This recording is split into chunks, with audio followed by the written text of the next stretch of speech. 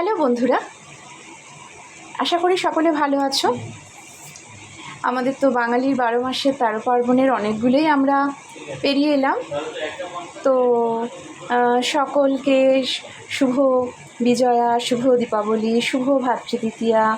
এখনও জগদ্ধাত্রী পুজো চলছে, তো সব কিছুর শুভেচ্ছা জানাই, ওগুলোর বিলম্বিত শুভেচ্ছা আর জগদ্ধাত্রী পুজোর শুভেচ্ছা জানাই।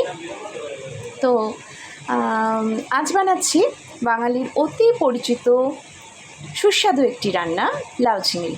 তাই নিয়ে আমি একটি ছোট 2 লাইনের ছড়া লিখে ফেললাম। চিংড়ি দিয়ে লাউ রান্না করো কষে, গরম ভাত সঙ্গে নিয়ে খেতে পারো বসে। তো লাউগুলোকে প্রথমে ঝিরিঝিরি করে কেটে পরিষ্কার করে ধুয়ে নিয়েছি, আর চিংড়িগুলোকে একদম তোমার খোসা ছাড়িয়ে পরিষ্কার করে ধুয়ে, নতুনদের জন্য বিশেষ করে বলছে, চিংড়ির পিঠের দিকে দেখবে একটা কালো সুতো থাকে, যেটা একটু ব্লেড দিয়ে ছিঁড়ে সুতোগুলোকে বার করে নেবে, ওটার জন্যই বেশি পেট খারাপ হয়।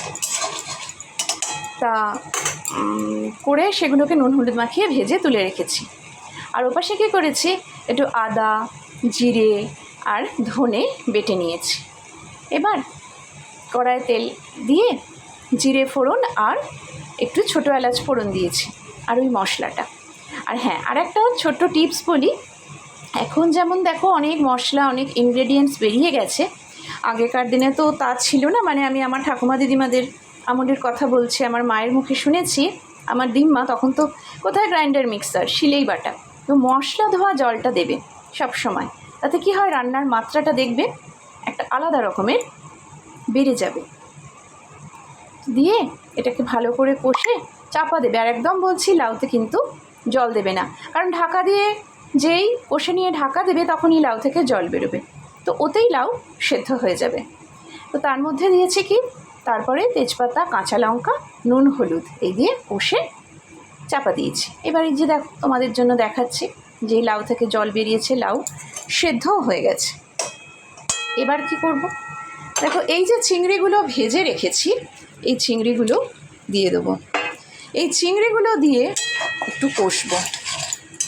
একা হাতে করতে হয় তো ভাই, ভিডিওটা করে দেওয়ারও কোনো লোক নেই আমার, সেই জন্য তোমাদের ওই স্টেপ বাই স্টেপ আমি দেখাতে পারি না।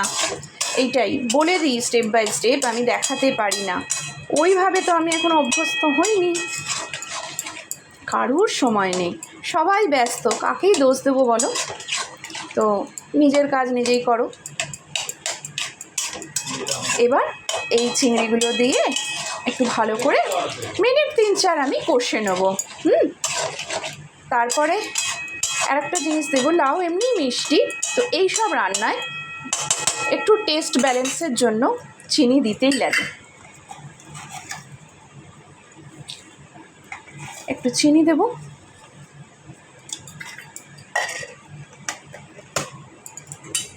এবার এটা দিয়েও একটু কষবো।